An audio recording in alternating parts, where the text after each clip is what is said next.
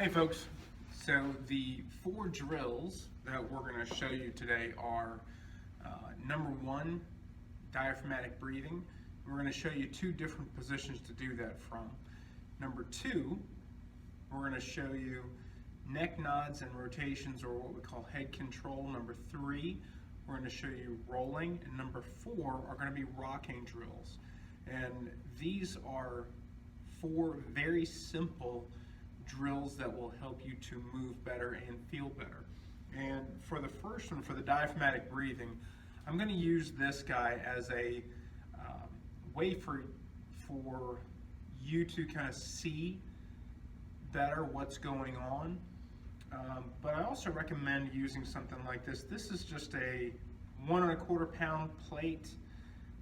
I'm going to place it over my stomach, and again, 1, so that you guys can see the movement that's happening there, but 2, I recommend using something like this when you're practicing this at home, because it gives you a little bit of a touch cue as to what's actually happening down there in your middle. You should be able to feel that midsection rise and lower, and having something like this laying on top of it just helps you to kind of focus in on that. So the first thing, diaphragmatic breathing, basically what we're meaning is breathing deeply using your diaphragm. So how you're going to do that, you're going to lie on your back, you're going to keep your mouth closed, and you're going to let your tongue rest up against the roof of your mouth, right behind your 2 front teeth.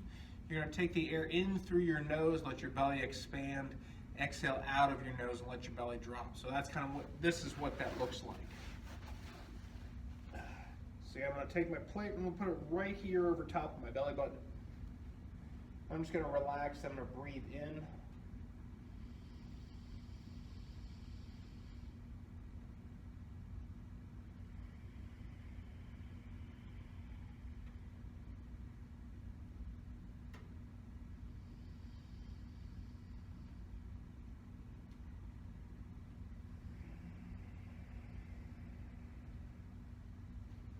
So as you can see, with each breath,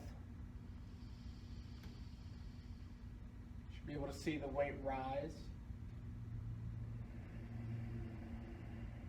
and as I exhale, you should see the weight drop. Now that's one position you can do the diaphragmatic breathing from. Another one that is helpful is to do it from your stomach. Some folks will refer to this as crocodile breathing. So you're going to lie on your belly, you're going to put your hands one on top of the other, and you're just going to rest your forehead here down on top of your hands, and as you breathe in, you're going to feel that midsection expand and press into the floor, and then as you exhale, you're going to feel it pull away. So you're here.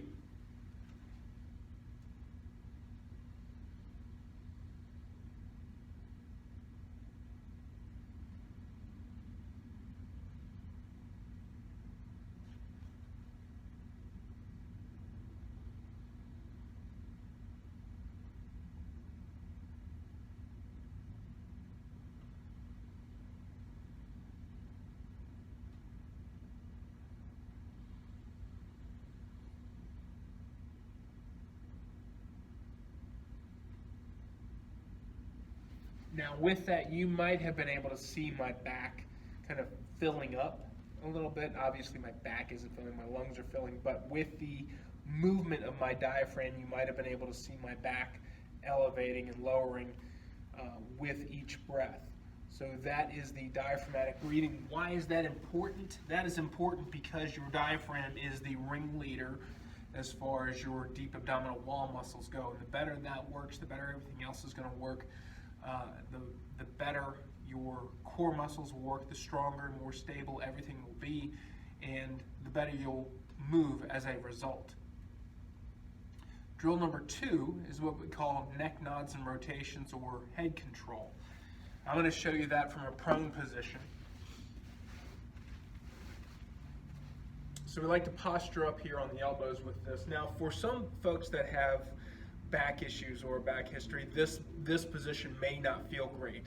So in that situation, what you want to do is just have them walk their elbows out until they find that spot or that happy place that doesn't cause them discomfort.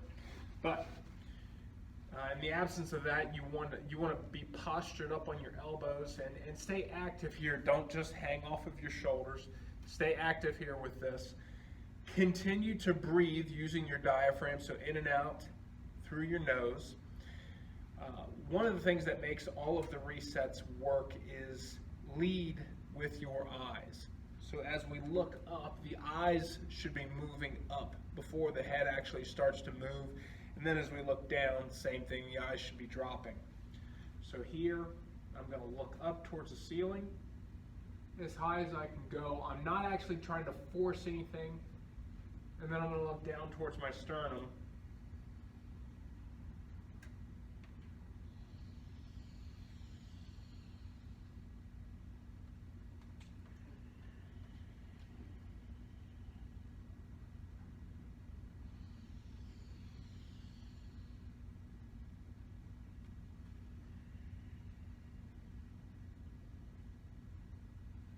That's the neck nod, and the rotation is simply just envision trying to look over your shoulder. So again, postured up on the elbows here. I'm going to cut my eyes to the right, and then I'm going to turn and look to my right.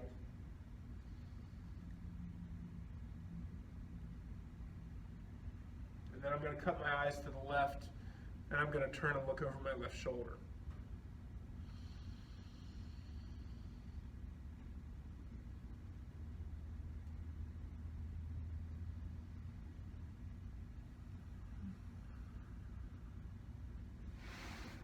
Now, there's a variety of different positions that you can do that drill from as well. You can do that from your stomach, as I just demonstrated. You can do it from your back. You can do it from, like I said, a variety of different positions. And one of the great things about that is that the more positions you play with, the more you can see just how connected we are, and how some of those different positions you'll really feel jump out at you as you just do something as simple as move your head. So we've gone through diaphragmatic breathing, we've gone over the neck nods and rotations. Now I'm going to show you rolling, and I'm going to show you specifically upper body rolling, or what's referred to as segmental rolling. So you're here, down on your stomach, and you have your arms out in kind of a Y position. You want your feet spread a bit. And we're going to start with the left arm. So I'm going to turn and look over my left shoulder because, as I mentioned in the previous drill, you want to lead with your eyes. So I'm here. I'm going to turn and look over my left shoulder. I'm going to sweep this left arm as far over as I can go. And I'm going to try to leave my left foot on the ground for as long as I can. So I'm going to reach, and then just at the last second, when this foot doesn't feel like it can stick to the floor anymore, I'm going to let the foot move. I'm going to let my hips turn. And then to get back, I'm going to look that direction because, again, that's the direction I'm trying to go. I'm leading with my eyes. I'm looking that way. I'm going to reach across, and I'm going to keep reaching. I'm going to keep reaching. Trying to keep this foot on the ground. Reach, and at the last second, I'm going to allow the foot to move and my hips to turn, and I'll complete the roll. To go the other direction, I'm going to do the same thing. Turn and look over the right shoulder. I'm going to sweep that right hand across. I'm going to go as far as I can without letting my right foot come off of the ground. And at that last second, I'm going to let the foot move. I'll let the hips turn, and I'll complete the roll. To get back, I'm going to look to my left. I'm going to bring my right arm across. I'm going to reach as far as I can go. And then I'll let the foot move, and I'll let the hips turn. So that is the upper body segmental roll. You can also do that leading with your legs. There's a number of different rolls, just like with the neck nods and rotations. There's a lot of different ways to apply that drill. The next one, the fourth one that we're going to show you today, is the rock. And the rock is a great way to wake the shoulders and hips up. It's a great way to get the knees loose. It's a great way to kind of what I would call passively train the squat. And what I mean by that is by passively training, you're getting the joints in the position that they would be in a squat without actually loading them up. So what that's going to look like. You're here, eyes up, and you're just going to sit back into your hips as deep as you feel like you can go, and then come out over the wrists as far as they can go. Try to keep your eyes on the horizon, and then just back and forth here. We're not really looking for like a cat-cow pose, or we're not looking for a lot of movement within the spine. Really, we're looking for the movement to come in your shoulders and hips. So as you sit back, we're not really looking for a lot of this. Keep the back straight, ear to here.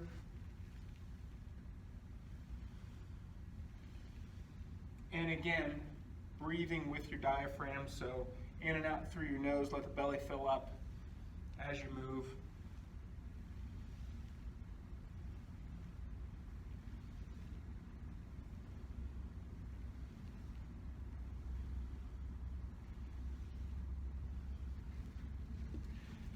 And again, as with the other drills, there's a lot of different ways that you can apply the rocks. That is just a very simple, easy way to start doing it. So, how do we use these drills? You just got to do them. The easiest way to do it would be to maybe put a timer on with 60 seconds to 2 minutes on, and just do those drills until that timer goes off. Give each one 2 minutes. If you do that every day, I guarantee you'll see a difference in how you're feeling and how you're moving. All right, let us know if you have any questions.